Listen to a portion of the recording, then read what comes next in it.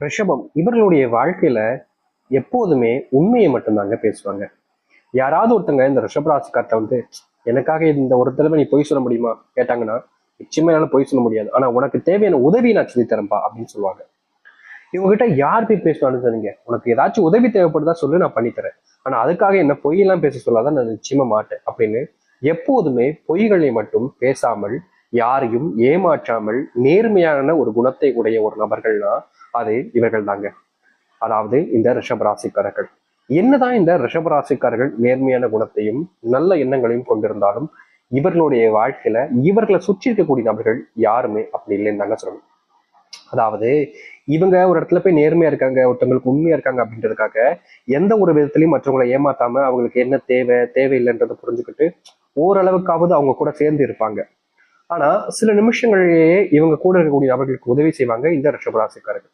ஆனா கடைசி இவர்களுக்கு என்ன நடக்கும்னா, இவருக்கு யார் உதவி செஞ்சாங்க, அதாவது இந்த ரிஷபராசிக்காரர்கள் யாருக்கு உதவி செஞ்சாங்களோ அந்த உதவி செஞ்ச நபரே பின்முதுகளை குத்திட்டு போகக்கூடிய நிலைமை தான் இவர்களுடைய வாழ்க்கையில நடந்துகிட்டே இருக்குதுங்க.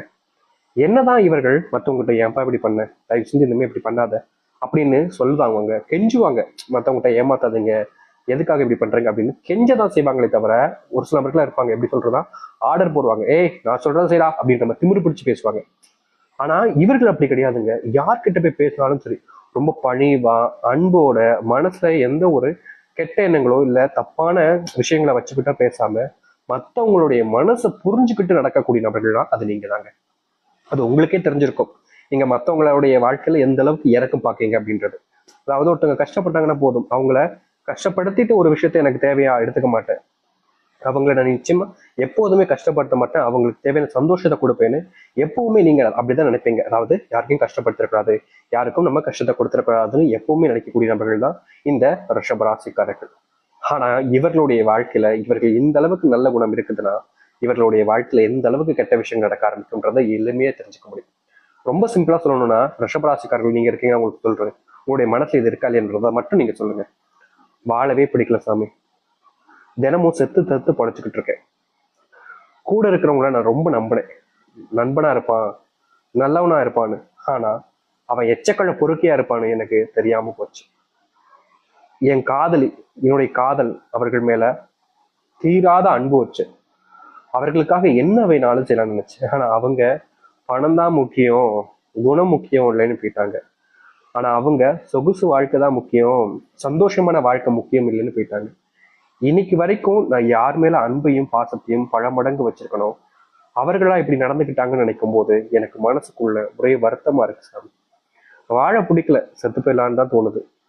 ஆனா என்ன பண்றது, குடும்பம் இருக்கு, குடும்பத்துக்காக உழைக்கணுமே. குடும்பமே வேணான்னு எனக்கு தோணாலும் என்னுடைய பிள்ளைங்க இருக்காங்களே, அவங்களுக்காகவாவது நான் உழைச்சாகணும்ல. இப்படி மொத்தமா விட்டுட்டு வந்துட்டா அவங்களுக்கு நான் செய்யறது துரோகம் ஆயிடாதா அப்படின்னு இவர்கள் மனசுக்குள்ள இப்பவும் அவங்க நினைச்சு வருத்தப்படுவாங்க. அதாவது எப்படி சொல்லலாம்னா, இவர்களை நிறைய நபர்கள் காயப்படுத்துவாங்க, கஷ்டப்படுத்துவாங்க, மனசுலயும் சரி உடலளவிலும் சரி ரொம்ப பாடாப்படுத்துவாங்க. ஆனா இவர்களால மற்றவங்களை காயமும் படுத்த முடியாது, அவர்களை கஷ்டமும் படுத்த முடியாது. உதவின்னு கேட்டா ஓடி போய் செய்வாங்க, அன்புன்னு கேட்டா அள்ளி எள்ளி கொடுப்பாங்க, வேதனைய எல்லாருக்கும் இல்லாத எல்லாத்தையும் எடுத்து இவர்களே அனுபவிச்சுக்குப்பாங்க. இப்படிப்பட்ட நபருடைய வாழ்க்கையில தாங்க கஷ்டம் எப்போதுமே இருக்கு. அதுதான் உண்மை, யதார்த்தமான ஒரு விஷயம்னாலே அதுதான். யார் இங்க நல்லவனா இருக்கானோ அவனை தான் இந்த உலகம் ஏறி அவனை அப்படியே பிடிச்சி முடிச்சு விட்டுரும் தான் சொல்லணும். அது போலதான் இந்த ரிஷபராசனுடைய வாழ்க்கையில நல்லது செய்யலாம், தப்பே கிடையாதுங்க. உங்களுடைய குணம் யாருக்கும் வராது. என்னதான் நீங்க மத்தவங்ககிட்ட போய் அடி வாங்கி கஷ்டப்பட்டு முச்சி மோதி அப்படின்னு வாழ்க்கையில உயர்ந்தாலும் உங்களுடைய மனசுல இன்னைக்கும் சரி என்னைக்கும் சரி எப்போதும் சரி மற்றவர்களை அசிங்கப்படுத்துவது, மற்றவர்களை காயப்படுத்துவது, மற்றவர்களை துன்புறுத்துவது போன்ற விஷயங்களை நீங்க என்னைக்குமே இன்னே நாள் வரைக்கும் பண்ணதில்லை. யாராவது ஒருத்தங்க அவங்க கிட்ட கோவப்பட்டு பேசினா கூட அவங்க கிட்ட மனசுல இறங்கிதான் நீங்க பேசுறீங்க தவிர, அவங்க கோவப்பட்டு பேசுறாங்கப்பா அதனாலதான் நான் பேசுறேன் அப்படின்லாம் என்னைக்குமே நீங்க சொன்னதும் கிடையாது, செஞ்சதும் கிடையாது. இப்படிப்பட்ட உங்களுடைய வாழ்க்கையில இனி நல்லது மட்டும்தாங்க நடக்க போகுது. ரிஷபராசினுடைய வாழ்க்கையில எந்த அளவுக்கு மாற்றங்கள் ஏற்பட போகுது என்பதை பற்றி தெளிவாக பார்ப்போம். அதற்கு முன் நம்முடைய சேனலுக்கு நீங்கள் ஒரு புதிய பார்வையில் இருப்பினும் இதுவரைக்கும் நம்ம சேனலுக்கு நீங்க சப்ஸ்கிரைப் பண்ணாமல் பார்க்குறன்ற போதும் சேனலை மறக்காம சப்ஸ்கிரைப் பண்ணிக்கோங்க. பக்கத்தில் இருக்கக்கூடிய பெல் ஐக்கானை கிளிக் பண்ணிக்கோங்க. அப்பதான் நம்ம போடக்கூடிய அனைத்து தகவல்களும் உங்களுக்கு நோட்டிஃபிகேஷன் வந்து கொண்டே இருக்கும். முடிஞ்ச அளவுக்கு வீடியோவை ஸ்கிப் பண்ணாமல் பாருங்க. ரிஷப ராசிக்கார நண்பர்களே, நீங்க இனி வரக்கூடிய சிறிது காலத்திலேயே உங்களுடைய வாழ்க்கையில உடல் சார்ந்த நோயினால நீங்க நிறைய பாதிக்கப்பட்டிருக்கீங்க. உங்களுக்கே தெரியும், ஒரு 7 வருஷமா 8 வருஷமாலாம் நீங்க உடல் சார்ந்த நோயினால தினமும் ஆஸ்பத்திரிக்கு போக வேண்டிய நிலைமை. முக்கியமா கை காலில் வலிகளும் சரி, இல்ல ரொம்ப பெரிய ஏதாவது ஒரு சின்ன ஆக்ஷன் இது போன்ற விஷயங்களாலையும் சரி, இந்த ரிஷபராசிக்காரர்களுக்கு பெரிய இதனால வேலைக்கு போக முடியாம, சரியா வேலைக்கு போக முடியாம, சரியான சம்பளம் இல்லாம, குடும்பத்தை பார்த்துக்க முடியாம பல அவமானங்களை சந்திச்சிட்டீங்க. இவங்களுடைய வாழ்க்கையில கஷ்டம் இருக்குது. முக்கியமா சொல்லணும்னா ரிஷபராசிக்காரர்கள் இப்போ வேலைக்கு போக முடியாத நிலைமைக்கு ரொம்பவே நோயினால, நோய் உபாதைகள்னால பல மடங்கு கஷ்டத்தை பட்டுக்கிட்டு இருக்காங்க. ஆனா இவர்கள் இந்த நோய் ஒரு காரணம் தாங்க வாழ்க்கையில மிகப்பெரிய அளவிலான துன்பத்தை கொடுக்கறதுக்கே முக்கியமான ஒரு விஷயம். நோய் வந்துச்சா, நோய் வந்த அடுத்த நிமிஷமே உங்களுடைய வாழ்க்கையில வேலைக்கு சரியா போக முடியாம போகுது. வேலைக்கு போனாலும் அது முழுவதுமாக சரியா செய்ய முடியாம போகுது. இதனால சம்பளம்ன்ற ஒரு விஷயம் இவங்களுக்கு ரொம்ப குறைவா கிடைக்குது. சரி, சம்பளம் குறைவா கிடைச்சிருச்சா, இப்போ வீட்டுக்கு வரலாம். இப்போ வேலைக்கு போறவங்க சம்பளம் பெருசா கொண்டு வரல அப்படின்னா வீட்டில் இருக்கக்கூடிய அவர்களுக்கே கடுப்பாக ஆரம்பிச்சிடும். என்னடா 7 வயசாச்சு, இன்னும் நீ சம்பாதிக்காம இப்படி தெரியுது அப்படின்ற கோபம், வெறுப்பு எல்லாத்தையுமே இவர்கள் மேல காமிக்க ஆரம்பிச்சிருவாங்க. கடைசியில ரிஷபராசிக்காரர்களுக்கு என்னடா இது வேலைக்கு போனன்ற காரணத்தால என் மேல அவங்களுக்கு அன்பு இல்லாம போச்சா என்ன, நான் அவங்களுடைய பையன் தானே, நான் அவங்களுடைய தானே, மனைவி தானே, ஏன் என்ன இப்படி எல்லாரும் ஒதுக்குறாங்க அப்படின்ற மாதிரி எல்லா விஷயத்திலையுமே இவர்களை ஒதுக்கிட்டாங்கன்னு தாங்க சொல்லணும். ஏன் இவர்கள் ரொம்ப காலங்களாக, இன்னைக்கு நேற்று இல்லைங்க, பல வருஷமாக ஆசைப்பட்ட ஒரு விஷயம் தாங்க. அது என்னன்னா இந்த நாள் வரைக்கும் நடக்கல அப்படின்றத கூட வச்சுக்கலாம். இவர்கள் எப்படியாவது ஒரு நல்ல வேலையில அரசாங்க உத்தியோகத்துல போய் உட்கார்ந்துடணும் அப்படின்றதுதான். ஆனா இன்னைக்கு வரைக்கும் இவர்களால அப்படிப்பட்ட ஒரு விஷயத்த செய்யவே முடியலங்க. இப்படி ஒரு விஷயத்த பண்ணணும்னு எதிர்பார்த்தாங்கன்னா அது நடக்கக்கூடிய காலங்களாக இருக்கும். இனி வரக்கூடிய குறுகிய காலத்திலே நினைச்சு பார்க்க முடியாத அளவுக்கு, நம்பவே முடியாத அளவுக்கு முக்கியமான ஒரு மாற்றம் இருக்குது. அது என்னன்னா, நீங்க வாழ்க்கையில சந்தோஷமா இருக்கக்கூடிய அந்த வேலை வாய்ப்புகள் என்பது கிடைக்க போகுது.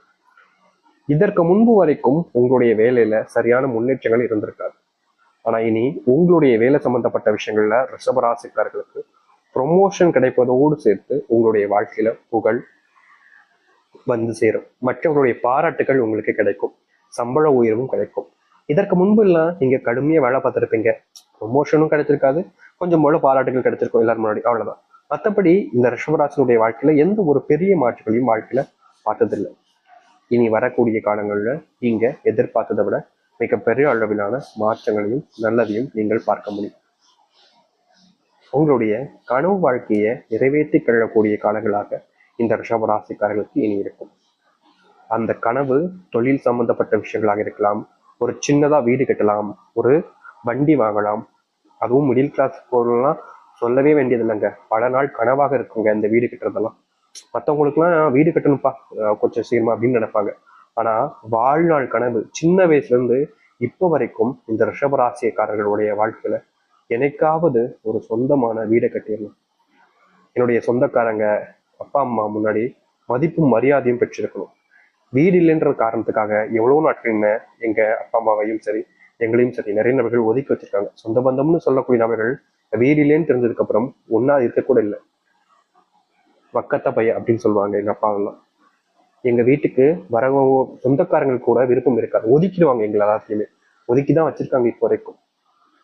ஏதோ நாங்க சீக்கிரம் வந்தவங்க போல எங்க கிட்ட இருந்து நோய் தொற்றுவங்களுக்கு பரவி அவங்களுக்கு ஏதாச்சும் ஆயிடும்ன்ற போல எங்களை ஒதுக்கி வைக்கிறாங்க. ஆனா நாங்க என்ன பண்றதுன்னு எனக்கும் புரியுது. வீடு இல்லைன்ற ஒரு காரணத்தினால இவ்வளவு பிரச்சனைகளா, செல்வம் இப்ப எங்களிடம் பெருசால்ன்றதுக்காக இந்த மாதிரியா, இப்படி அப்படின்னு இருக்கக்கூடிய உங்களுடைய வாழ்க்கையில இனி உங்களை ஒதுக்குனவங்க முன்பு, உங்களை விட்டு தள்ளி வச்சவர்கள் முன்பு உயர இடத்துக்கு போறீங்க. உங்க வாழ்க்கையில நீங்க கனவுல உலகத்திலேயே மிதந்திருப்பீங்க. ஒரு சில விஷயங்கள் நடந்தா நல்லா இருக்குமே, அப்படிப்பட்ட அதிர்ஷ்டங்களும் உங்களுடைய வாழ்க்கையில நடக்க போகுது. நீங்க எடுக்கக்கூடிய முயற்சிகள் இனி வரக்கூடிய காலங்கள்ல தோல்விகள் இல்லாமல் வெற்றிகளை மட்டுமே உங்களுக்கு அள்ளி கொடுக்கும். காலங்காலமா நீங்க கடனால பாதிக்கப்பட்டு கடன் சுமையினால வாழ்க்கையில என்ன செய்யறதுன்னே தெரியாம குழம்பி போய் தான் நிக்கிறீங்க இன்னைக்கு வரைக்கும்.